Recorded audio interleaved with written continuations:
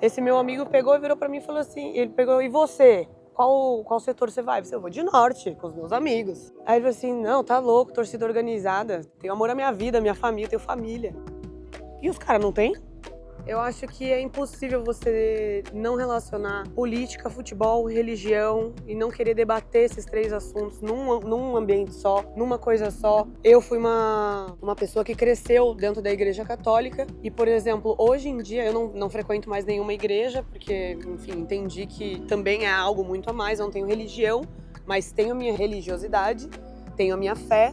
Tudo o que eu aprendi na teoria, dentro da igreja, assistindo uma missa, eu exerço hoje na prática sendo Corinthians, cara. Principalmente nos Gaviões, onde você convive com todo tipo de classe social, com preto, com branco, com gordo, com magro, com mulher, com homem. E assim, tem gente também com outros tipos de sexualidade lá dentro. As pessoas entendem a postura que é o Gaviões, que é o Corinthians, que não é uma coisa, inclusive para pessoas heterossexuais, não é bagunça, entendeu? Não é bagunça para ninguém, ali é torcida, é uma coisa séria. Lutar em prol do Corinthians é uma coisa muito séria. Então, para quem entende isso, não tem distinção de gênero, de classe, entendeu? E lá dentro da sede, eu me vejo exercendo tudo o que eu aprendi dentro da igreja. Seja ensinando, seja também aprendendo com quem já tá lá há mais tempo, com quem chegou agora. A troca é muito rica. E eu acho que, inclusive, Deus tá em tudo isso. Na nossa luta diária, no matinho que cresce aqui debaixo da árvore, na resistência, porque a gente consegue ver concreto, a gente vê as folhas nascendo por entre o concreto.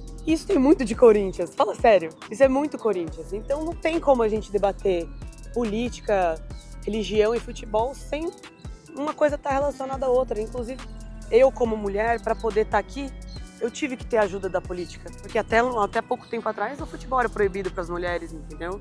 Alguém teve que ir lá dar a cara a tapa, lutar, brigar. Teve que ter fé para poder conseguir ganhar uma batalha como essa, entendeu? Então, mas o Corinthians me trouxe os Gaviões. E os Gaviões me trouxe arte, cultura, política. Não tem como. E eu tô realizando, acho que todos os sonhos da minha infância de uma vez só. Que é dançar, que é poder estar num ambiente que eu me sinto em casa. Eu já falei isso até em terapia, que era bizarro o quão eu me sentia em casa lá dentro da sede, que é um lugar super denso, com muita história. E é uma microcidade, né? Você entra lá, você conhece todo mundo. E se você não conhece as pessoas, a partir de um momento que você começa a frequentar a sede, você tá frequentando errado, entendeu? Não adianta você ir pra sede e ficar só no seu cantinho. Eu aprendi isso com Manchinha na minha reunião de novos sócios, que foi inclusive o ponto da reunião que mais me tocou. Você não tá aqui pra ficar aqui sozinho, pra viver a sua história sozinho, se tratando de Gaviões, né? Ou você vem aqui pra trocar, pra aprender e pra ensinar, ou você não tá sendo Gaviões. O sistema é foda, parceiro. Quebrar o sistema, romper com o sistema, é fortalecer os nossos princípios, eu acho, sabe? Como isso daqui que tá nas minhas costas. Entendeu? Para existir a democracia, a gente tem que abraçar todas as minorias e esquecer um pouco do que faz a roda girar, querendo ou não, né? Que é a grana e poder. Eu sempre me identifiquei como corintiana, apesar de nunca ter sido incentivada a gostar. Porque cidade pequena, de interior, lá no extremo sul de Minas Gerais, sendo a primeira filha, mulher, não tinha porque eu querer gostar de futebol, entendeu? Eu acho que o meu pai, inclusive, não esperava que eu fosse caminhar com as minhas próprias pernas de uma forma, talvez até não só caminhar, como correr também, né? Pelo Corinthians, pela torcida, que inclusive a gente não fala só sobre futebol quando a gente fala de Corinthians, né? É de algo muito maior. Olha, eu acho que eu, Laís, tenho uma outra visão de marginalidade. Eu me encontro, como eu já te falei em relação às questões de carnaval, eu me encontro na rua. Eu me encontro onde qualquer pessoa pode estar. Eu me encontro na Norte. Para mim, o melhor setor também é a Norte. E abraçar uma pessoa que você nunca viu, sabe? Comemorar e chorar do lado de uma pessoa que você nunca viu.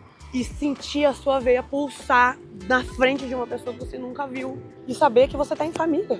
A minha família é o pessoal da Norte, que também tem muito a ver com tudo que eu aprendi na igreja. Toda a questão cristã, de cristianismo, dos passos de Jesus Cristo, eu encontro na Norte, nos Gaviões, nas margens, na rua. A minha visão de marginalidade é boa, não é uma visão deturpada, entende? Eu acho que foi uma coisa bem inconsciente, essa caminhada de identificar no Corinthians algo muito além do futebol. Porque a questão do feminismo, né, de ser mulher, eu não tinha nenhum embasamento teórico em relação ao que era o feminismo. Só que eu entendia já desde muito pequena que eu poderia fazer qualquer coisa. A minha sexualidade e o meu gênero, né, que são coisas diferentes, não iam me impedir de torcer, de jogar, de gostar, de amar, de estar nos mesmos ambientes que qualquer homem estivesse. E eu acho que isso começou a tomar um pouco mais de consciência, de explicação racional, de teoria, quando eu me mudei para São Paulo. Que eu tive acesso, de fato, ao feminismo, a questões raciais, a questões do meio LGBT. E eu entendi que tudo isso fazia parte da democracia corintiana. Foi até meio... Como é que eu posso dizer? Não dá pra falar que foi um sonho meio que se tornando real. Mas foi uma atmosfera que eu me inseri inconscientemente que me fez assumir a postura política e social que eu tenho hoje. Religiosa também, tá? E não adianta também querer comparar futebol feminino e futebol masculino. Cada um tem a sua característica. Não adianta querer que a gente jogue bola igual o Edilson Capetinha, entendeu? Ou os nossos craques da década de 90. Até mesmo porque nem no masculino a gente vai conseguir ter essa mesma coisa da década de 90. Não somos mais a mesma sociedade. Estamos todos evoluindo.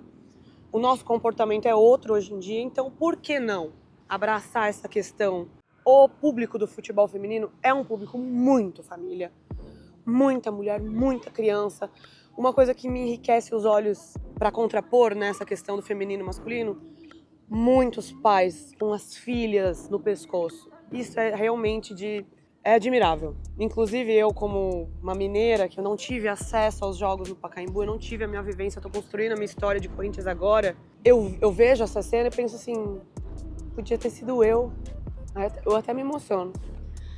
Podia ter sido eu, mas beleza, que eu não tinha isso lá em Minas. Tive a minha experiência aqui de assistir alguns jogos no Pacaembu, mas era uma viagem, cara, era dinheiro, era eu, meu pai, minha mãe e minha irmã, entendeu?